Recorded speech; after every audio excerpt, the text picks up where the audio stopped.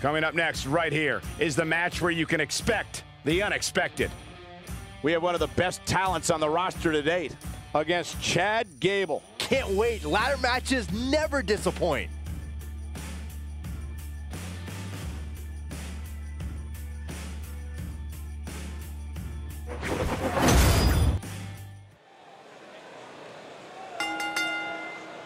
The following contest is a ladder match and is for the WWE Cruiserweight Championship.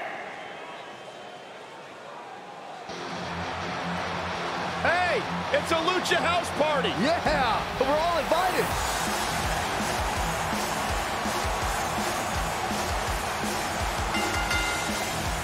Introducing the challenger from San Juan, Puerto Rico, weighing in at 168 pounds, Lince Dorado.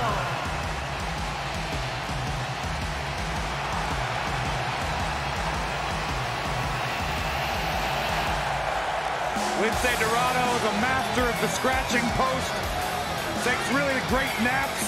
What a real force to be reckoned with. What are you trying to say, Corey? He's the Golden Lakes, Byron. One of the most exciting superstars in all of WWE. He once trained with Cesaro and Cassius Ohno. So he's not just a cruiserweight, Corey. He's a...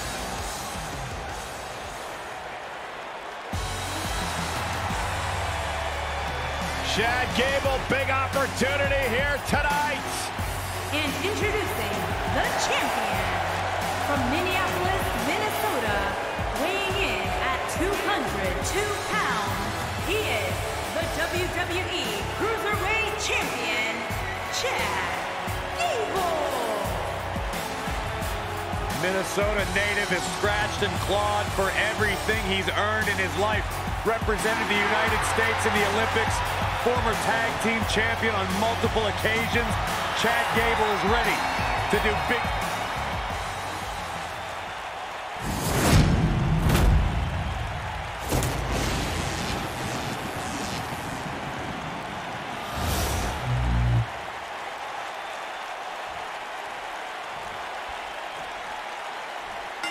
Ladder match action underway here.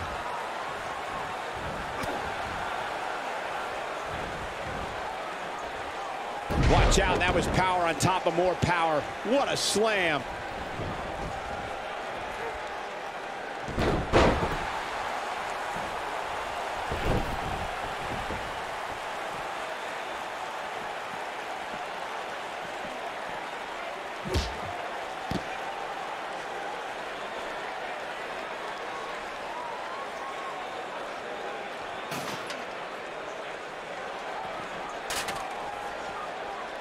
We've seen champions head into matches maybe a little too confident, only to be picked off in the end. And guys, I can't help but wonder if we're gonna see that again here tonight.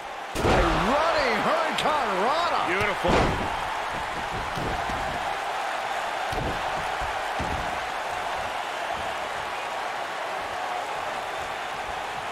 That's a good way to knock a bone out of socket. Chad Gable not looking so good. He has an amazing opportunity here to cement his legacy as one of the greatest champions in recent memory. Speaking of champions heading into matches a bit overconfident, one of the most glaring examples of that would have to be the honky-tonk man's attitude heading into his Intercontinental Championship defense at SummerSlam 1988. We all know what happened to him on that night. You are so right, Michael. That was great, of course, though. It wasn't so great for the honky-tonk man, who ended up losing his championship to the Ultimate Warrior in fewer than 30 seconds. Yeah, okay. This is it, guys. There may be no bigger opening than right now. The only thing left to do is climb the ladder and win this thing. A win here would be a bit of a surprise. A shock, and the crowd is starting to come to their feet.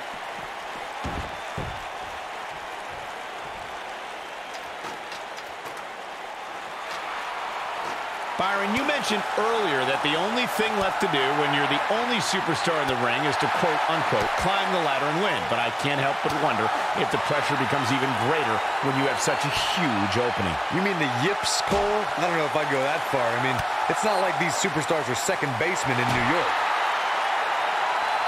We may have discovered his favorite move.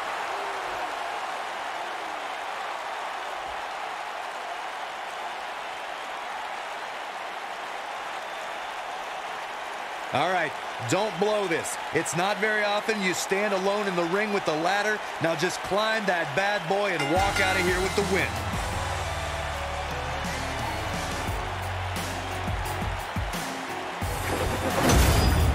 Now let's take another look at these guys in action. Here is your winner, and still the WWE Cruiserweight Champion, Chad Gable. And that's a win. Up next, we have singles action. We have one of the best talents on the roster to date versus a formidable opponent. I can barely sit still.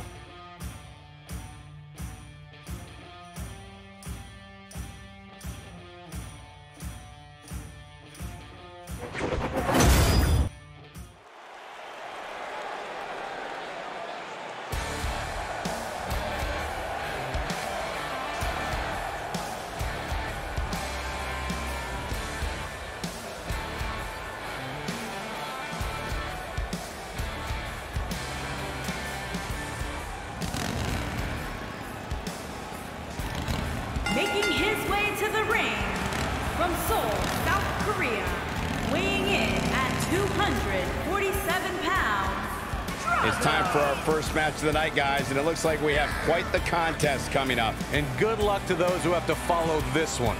You're going to need it.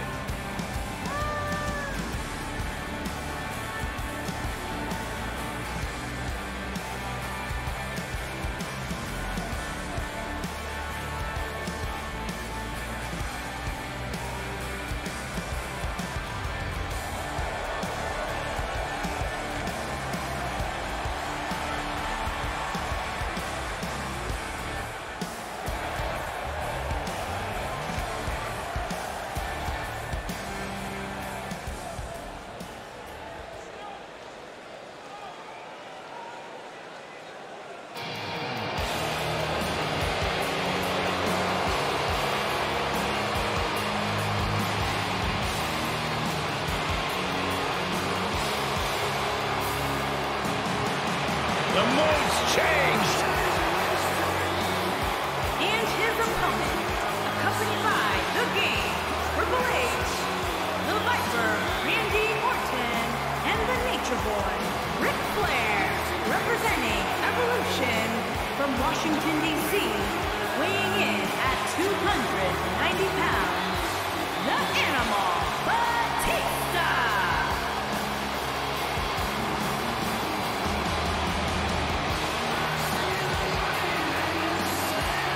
At one time, Triple H, Randy Orton, and Batista held the world, the Intercontinental, and the Tag Team titles. You factor in the Nature Boy Ric Flair into the Evolution mix, you're talking about 49 combined world championships.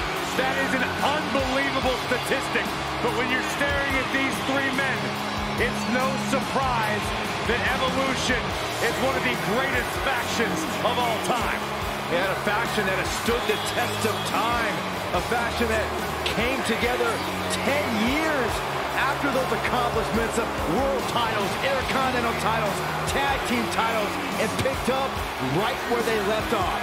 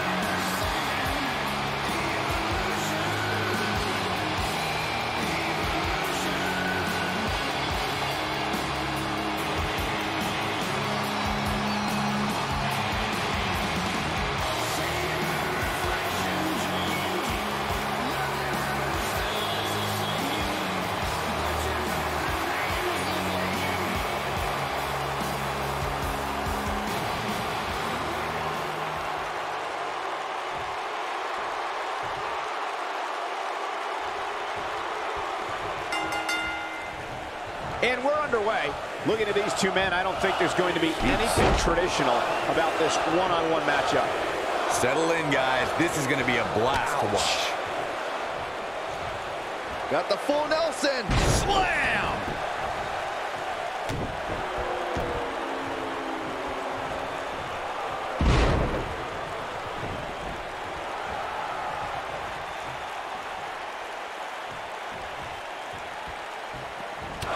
There he goes, crashing to the floor.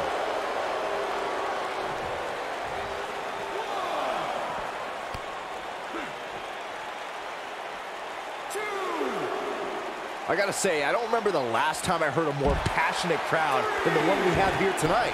They are clearly fired up to have this pay-per-view in their arena.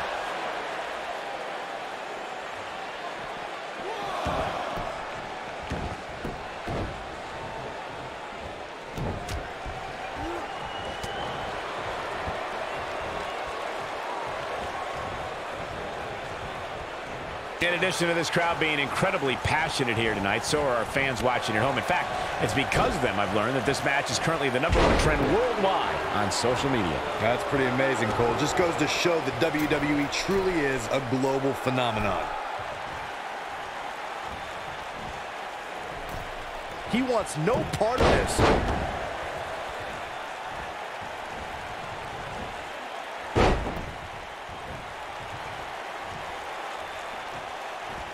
Got him up. Guys, we've come a long way since the first ever WWE pay-per-view, which was actually the Wrestling Classic in November of 1985. I know a lot of people usually point to WrestleMania 1 as the first WWE pay-per-view, but that was actually broadcast over closed-circuit TV, not pay-per-view.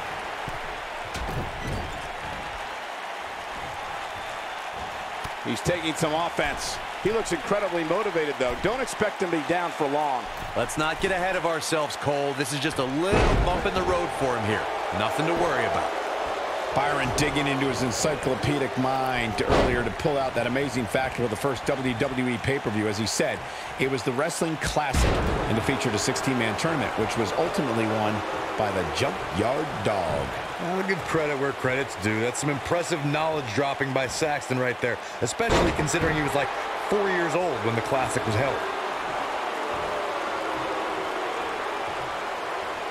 He breaks out. He's not done just yet, Michael. Years later, I still get goosebumps when I watch a WWE pay-per-view.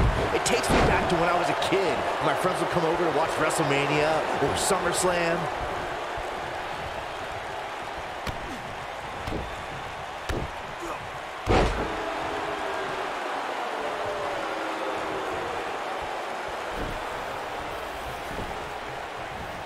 Looking around this arena tonight, there appear to be plenty of youngsters in attendance who will undoubtedly look back at this night with great fondness, much like Byron did when he watched WWE pay-per-views in his youth.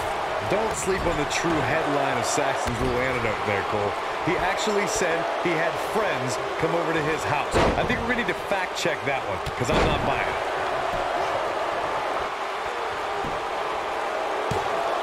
And the fight must go on. Not yet.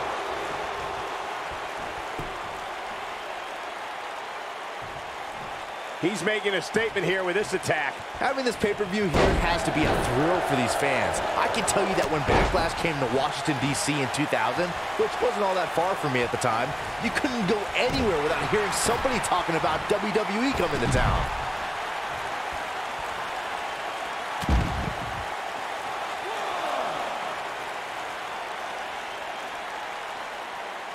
It's matches like this that make WWE pay-per-views so exciting. And that Backlash 2000 card that Byron brought up earlier might have been the most chaotic main event we've ever seen between The Rock and Triple H. And in the end, it was The Rock defeating the game for the WWE Championship, despite Mr. McMahon stacking the deck against The Rock in a major way, including naming Shane McMahon as the special guest referee.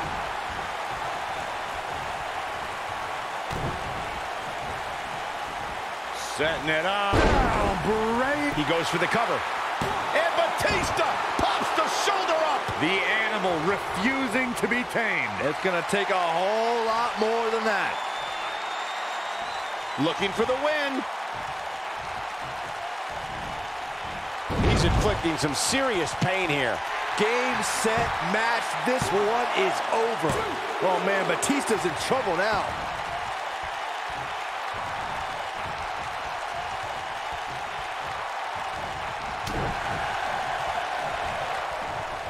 I can't believe everything that's transpired thus far. It's been so physical. Looking to take out the knees here. Oh, boy, he is rolling. It might be cliche, but it's true here. It ain't over till it's over. Oh, and he dodges out of the way.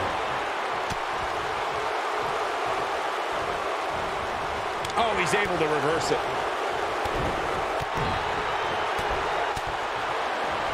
What's he doing? Dropped by a clothesline.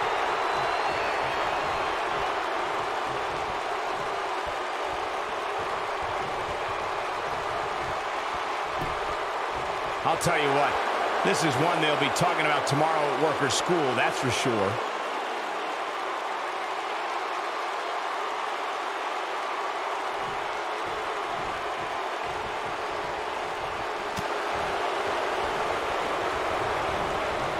Bang, right to the face. Nobody controls the pace of a match quite like this guy.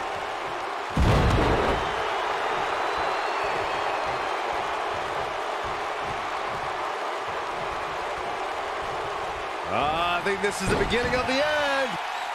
You have to possess a different type of focus to punish an opponent like this. Here's his moment, Michael. That might be the end of Batista tonight.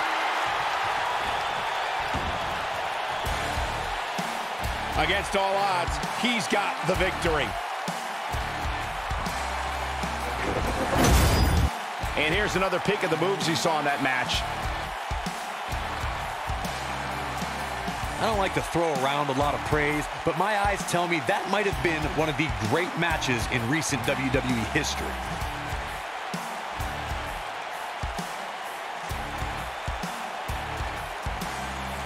I can watch highlights of that one all night long.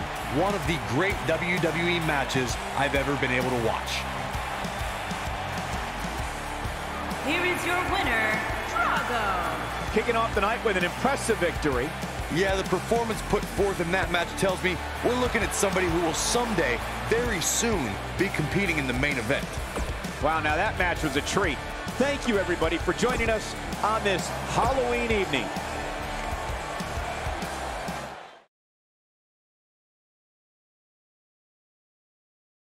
Up next will be teams battling in a showdown for the ages. This is going to be huge. In a match I am sure we will not soon forget. Don't move a muscle. It's going to be good.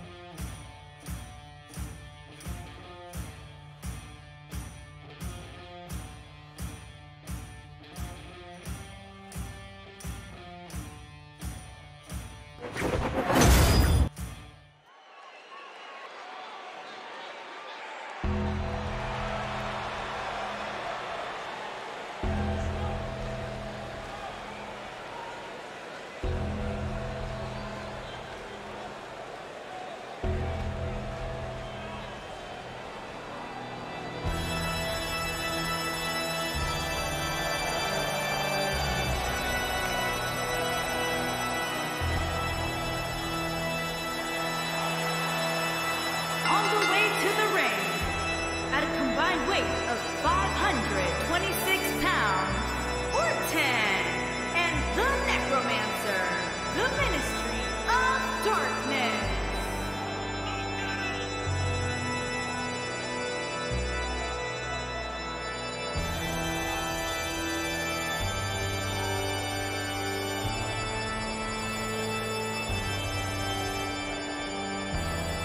And Corey, I can tell you these superstars are excited to be able to compete tonight on Halloween. Would you stop, Cole? Do you really think these superstars care about a silly holiday like Halloween? The only thing they care about is winning a match.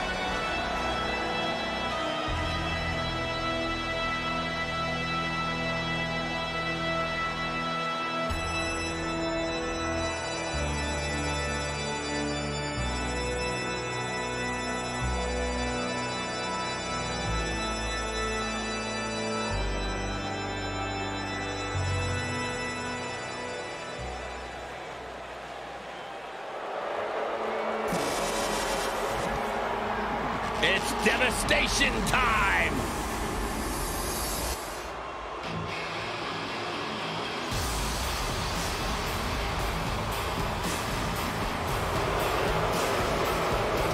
Frightening. Unnerving. A couple of bad dudes. And their opponent, at a combined weight of 620 pounds, CAW and Razor, the Authors of Pain.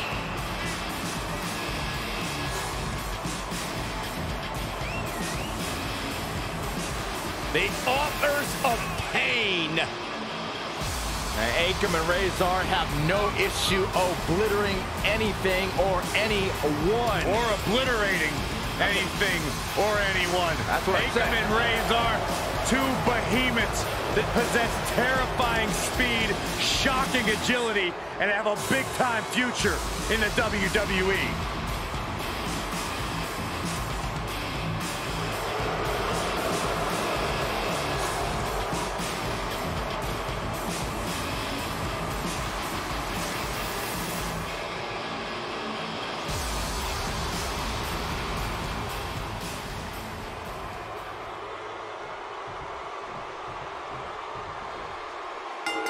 CAW is a man of few words, but this Author of Pain might write a brutal ending tonight. That was a nice one, Cole. CAW often dresses like he's going to war, and tonight's match might be a war. If I were his opponent, I'd find a white flag pronto.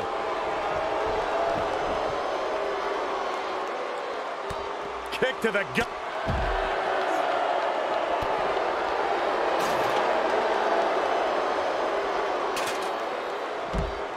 And he's heading back in, and he kicks out. How in the world?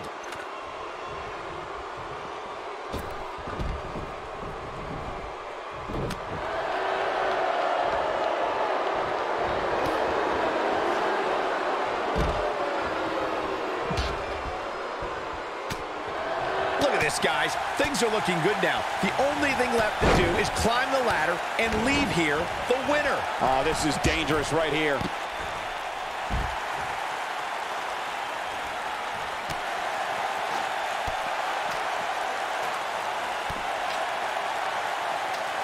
Did you hear that? What impact! All right. Okay, your odds of winning absolutely increase when you're the only one in the ring. But just because you're so low doesn't mean you're going to win. Think about it. Climbing the ladder isn't necessarily the easiest thing to do, especially after you've been beat on since the opening bell. Opening bell or not, Saxton, you couldn't climb a step stool to change a light bulb without getting dizzy. Let's be honest here.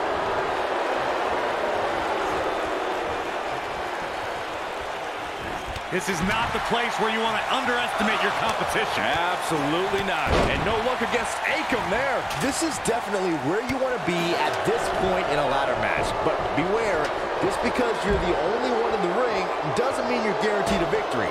Just ask The Miz.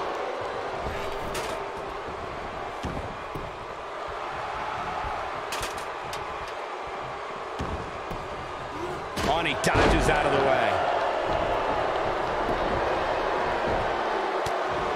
The Miz, as Byron was saying earlier, was seemingly the only one in the ring capable of grabbing the Intercontinental Championship during the WrestleMania 32 ladder match, but his history will tell you he was in for a rude awakening. That's right, The Miz was just seconds away from winning that match, and he would have if it wasn't for that punk Zack Ryder. But hey, I guess even a blind squirrel finds a nut every now and then. And don't even get me started on the blind squirrel's father. What the heck was he wearing? Here we go. Everybody's on the outside. This is the exact moment this superstar has been waiting for. The frequency of this move is becoming deliberate at this point, to say the least. And Razor is really taking a pounding. It's about as bad as it gets for him. He has got to do something quick.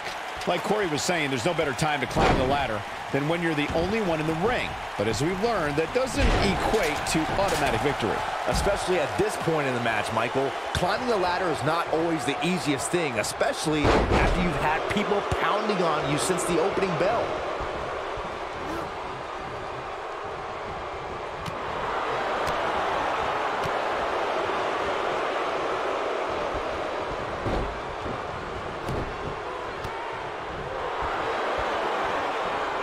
Seems to be, guys, like we're just moments away from seeing the finisher, which can obviously put this match on ice.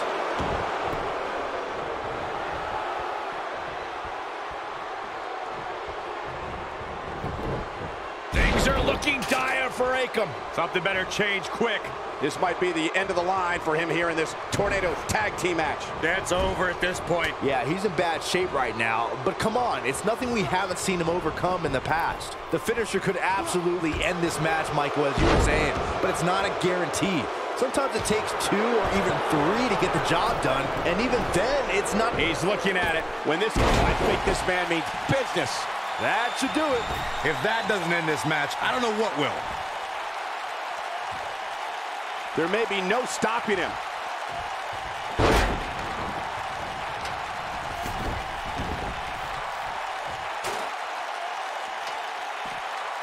Here we are, guys, more than 3 decades after the WWE helped revolutionize pay-per-view television, and we're still going strong. Only now, unlike back then, the best way to catch a WWE pay-per-view is on the WWE Network. And no look against Akam there. Backbreaker, perfectly executed. And no look against Akam there. He's showing absolutely no pity now, guys.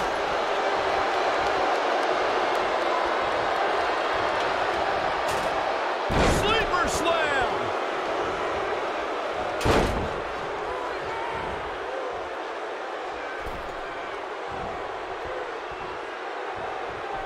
At what point do those thoughts creep in of, look at this? There he goes, crashing to the floor.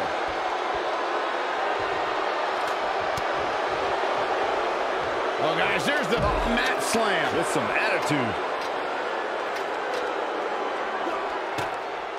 I think we're about to see a high-risk move from the top rope.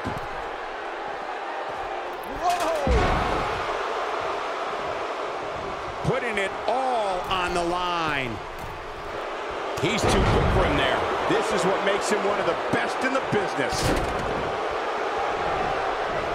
A sickening thud as his body is driven to the mat. He's making a statement. There's no recovering from that. I'm not sure how much he has left. One move after the other. It's devastating. RKO out of nowhere. Just when you thought he had nothing left.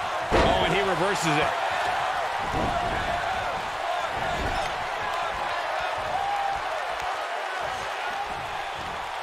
Toss to the outside.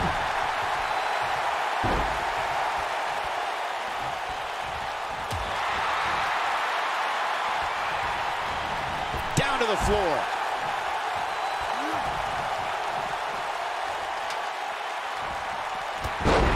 Oh boy, he is rolling.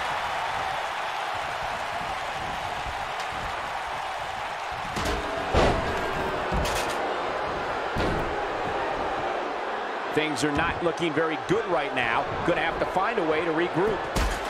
Big move coming. Wait for it. Dropping the powerbomb. This one is over. Here's his moment, Michael. Back in the ring now.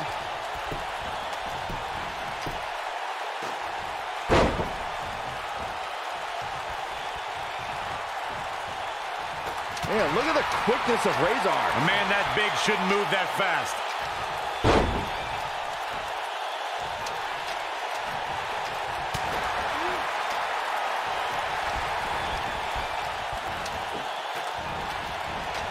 In WWE, there's as much chaos outside the ring as there is. Look out!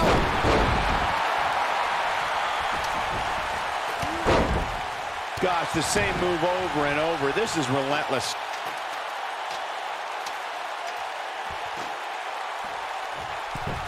Look at this! Good Lord, that's it! Call the match! Nobody controls the pace of a match quite like this guy. Oh, and he lands right on the small of his back.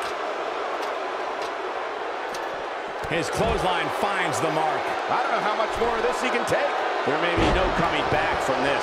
He's clearly outmatched outside the ring, guys. If he's smart, he finds a way to keep the action within the ropes from here on out.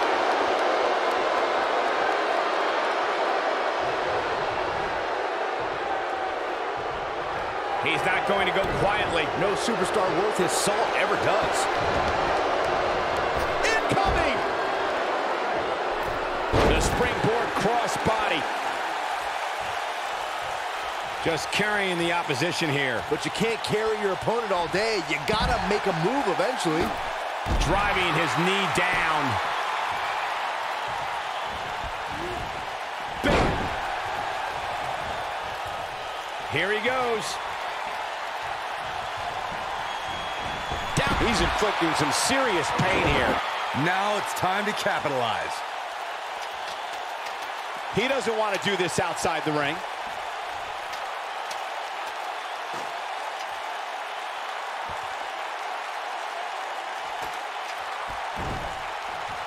There's got to be some point in the match where those thoughts start to creep in that it could be over. And then you got to dig down deep. Get rid of the self-doubt and continue on toward victory.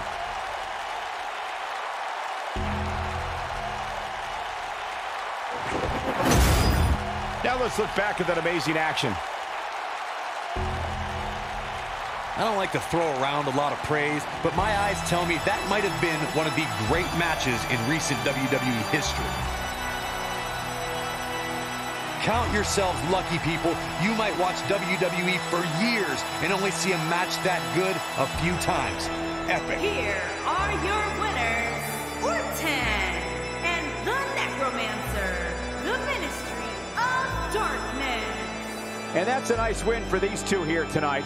And you just know the rest of the card is watching in the back, wondering how in the world they're going to follow that. Wow, now that match was a treat. Thank you, everybody, for joining us on this Halloween evening.